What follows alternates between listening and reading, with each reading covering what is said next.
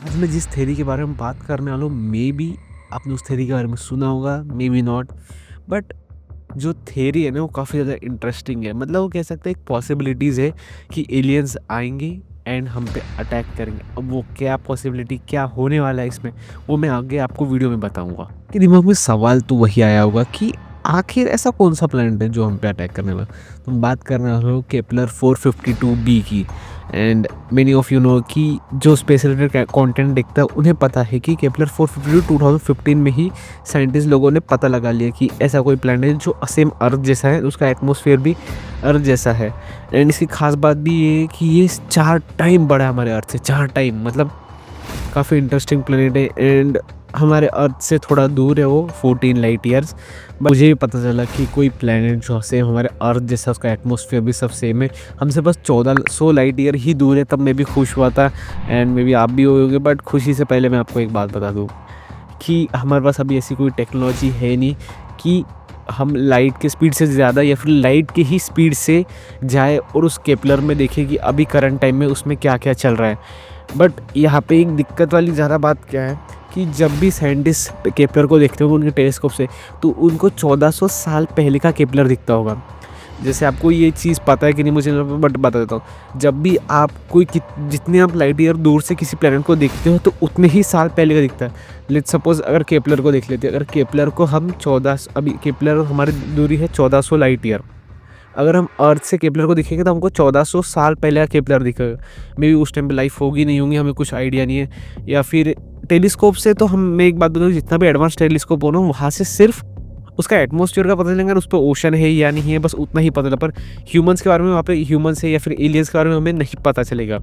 Same goes to Kepler. Kepler में life होंगी और वो उधर से हमारे अर्थ को देखेंगे, तो सेम उनको भी वहाँ पे 1400 साल पहले अर्थ दिखेगा। जब हमारे यहाँ पे नालंदा यूनिवर्सिटी थी, तब टाइम का उनको टाइम दिखेगा। एंड उनको सिर्फ ये दिखेगा कि अर्थ का भी, मतलब उनका और सेम हमारा भी एटमॉस्फेयर सेम, बस उनको भी ये दिखेगा। जो ड्रॉबैक मैं बताने वाला हूँ, जो शायद से हम फेस कर रहे हैं, क्योंकि अभी अगर हमको किसी प्लैनेट का करंट डाटा चाहिए होगा कि अभी करंट टाइम में उसका क्या चल रहा है, वहाँ पे एलियन लाइफ स्पीशीज़ है या नहीं है, तो हमें वहाँ पे सैटेलाइट छोड़ने पड़ेंगे। सैटेलाइट या फिर कैसे सिग्नल, अगर लेट्स सपोज हम सिग्नल के टर्म में बात करें, अगर हम सिग्नल भी सेंड करते हैं केपलर में, तो कम से कम वो सिग्नल पहुँचने तक ही केपलर तक 1400 साल लग जाएंगे।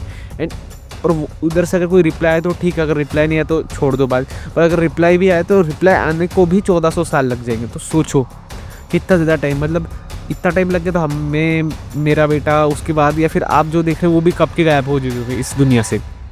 And same goes to satellite. Satellite को भी छोड़ने के लिए उससे ज़्यादा ही टाइम लगेगा, 1400 साल से ज़्यादा, बिकॉज हम लाइट की स्पीड से नहीं जा सकते, इतनी टेक्नोलॉजी नहीं है। तो ऑब्वियसली 1400 साल से ज़्यादा लगेंगे। तो मैंने लाइट की स्पीड से बात की है।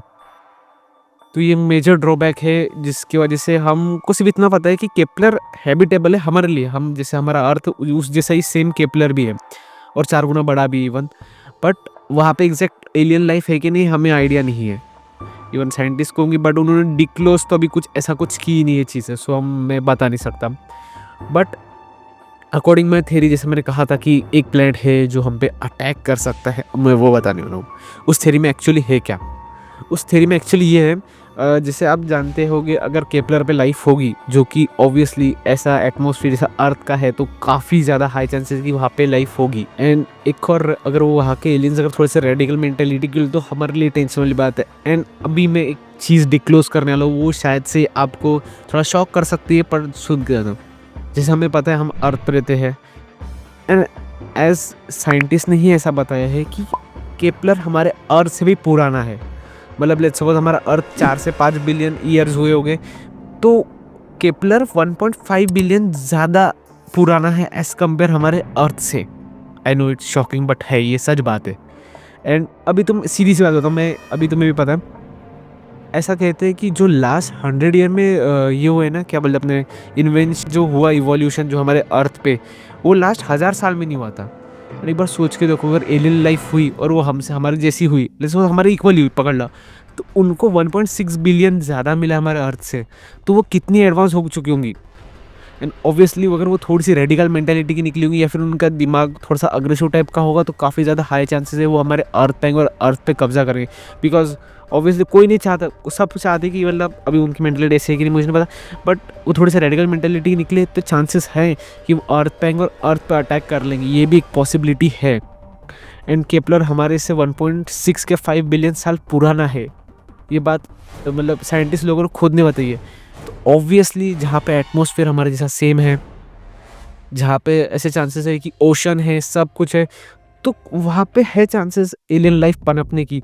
एंड वो अगर रेडिकल मेंटालिटी फिर अग्रेसिव निकली तो पॉसिबिलिटी है कि वो अर्थ पे आएंगे और अर्थ पे अटैक करेंगे, बिकॉज अर्थ भी उनके जैसे ही प्लेनेट होगा एक। एंड या दैट्स इट, वीडियो है, आपको पसंद आया तो मुझे कमेंट करके ज़रूर बताना। एंड या मैं मिलता हूँ आपको अगले वीडियो में, तब तक के लिए बाय बाय।